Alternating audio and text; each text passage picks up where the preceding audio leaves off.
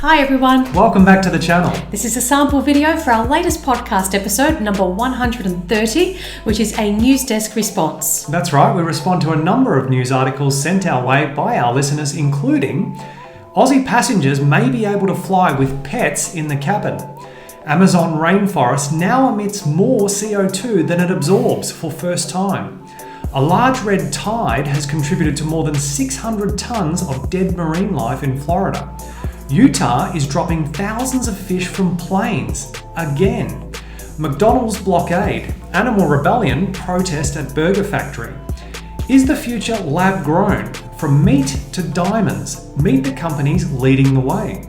We had a lot to talk about, so this is just a short sample, and if you'd like to listen to the full podcast episode, you can join us on Patreon, and that is linked below in the description under this video. Thank you so much for watching, and we'll see you in the next video. See you then. Bye. A few times a year over Utah's mountainous lakes, it rains fish. Fish are not meant to fly, of course, but when the Utah Division of Wildlife Resources needs to restock the state's high elevation lakes and streams with tiny trout, it will often dump them from a low-flying plane into the water over 100 feet below. The process, according to the Wildlife Agency, is surprisingly painless and generally survivable for the little fish. I mean, there's so much in that the speciesism is off the charts. Let's drop you out of a plane from 100 feet above the water and see how you survive, you know? And even if you do survive... It's not going to tickle, mate. No. It's really not going to tickle. Though they're falling from a great height, the stocking process takes just a few hours, which means the fish spend less time waiting to drop. Oh, that means we're doing them a favour. Yeah. Oh, no. That means they won't feel as stressed, and more of them will survive the transfer, according to the division. It's also less tedious for wildlife officials to drop them in this way than the old method of carrying them on horseback. Let's exploit some animals to exploit other animals. Unbelievable. Yes, I can't. God. I can't take this. We are amazing. It's extraordinary. Mind-boggling species we are. The way we try to convince ourselves and others that we're doing this in a humane way. Correct, yeah. You know, we're doing the fish a favour by dropping them this way. Yeah. Yeah, it's when the dairy farmers say, we bottle feed our calves. Never mind the fact that you stole them from their mothers. Yeah, you don't have to bottle feed them. You can just leave them with the mother who is producing milk for them. They don't need you. Same thing with the fish. Oh my goodness. So just skipping ahead a little bit in the article, we get to the guts of it. It's good news for fishing enthusiasts and other native species when more native fish enter the water. The primary reason the division stocks fish is to make sure there's enough animals available for recreational fishing, the division said last year. Jeez. So that's it. That's it. That's why. People want to go and fish in the lake, yep. And when we just have to repopulate. So I can't take this anymore. I just can't. You're just sitting there shaking your head. It's extraordinary. Aussie passengers may be able to fly with pets in the cabin. Now, I am torn on this issue so much. I feel like there's a lot to debate.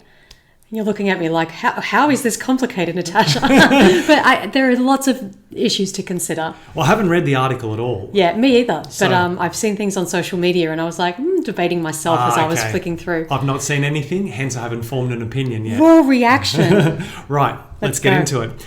Airlines may allow passengers to travel with their pets in economy or business class when a strict ban on animals from plane cabins is relaxed later this year.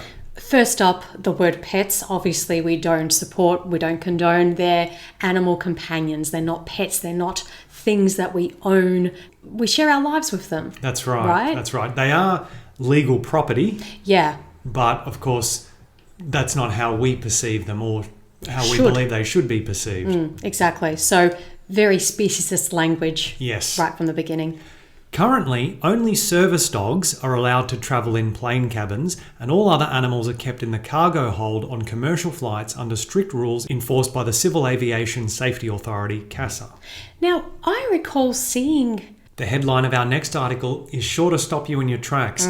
Amazon rainforest now emits more CO2 than it absorbs for first time. That is not a headline you want to read. No. That is really... really bad. If our rainforests are the lungs of the earth, that is a very, very scary title, isn't it? Get your oxygen masks on, eh? Yeah.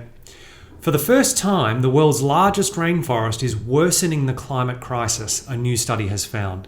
The Amazon rainforest's ability to absorb emissions once slowed down climate change, but it now expels 1 billion tonnes of carbon dioxide every year. Many of the emissions are caused by fires intentionally set to clear land for beef and soy production. A lot of the soy produced is fed back into the meat industry. In fact, according to WWF, nearly 80% of the world's soybean crop is fed to livestock. That's a huge number, isn't it? The overwhelming majority, isn't it? Yeah, 80%. Gosh. So it's not vegans having their soy products. No, basically. No, which a lot of carnists would like people to think or would like to believe themselves. Exactly. And of course, this article very much reminds us of a podcast episode we did on a review of a film called Takeout, which was all about the destruction of the Amazon rainforest and how that relates to the demand for meat and other animal products. Yes, we will link that in the show notes. That's a great one to share with people that are confused about what's happening in the rainforest and what the main cause is. And, you know, again, soy production, people equate soy with veganism. Fine, but that's not what's happening here. Ironically, it's far more equated with the meat industry. As we've just heard, 80%. Yeah. That's huge. So I think, we really need to share these resources with people. Break down those misperceptions, misconceptions. Yeah.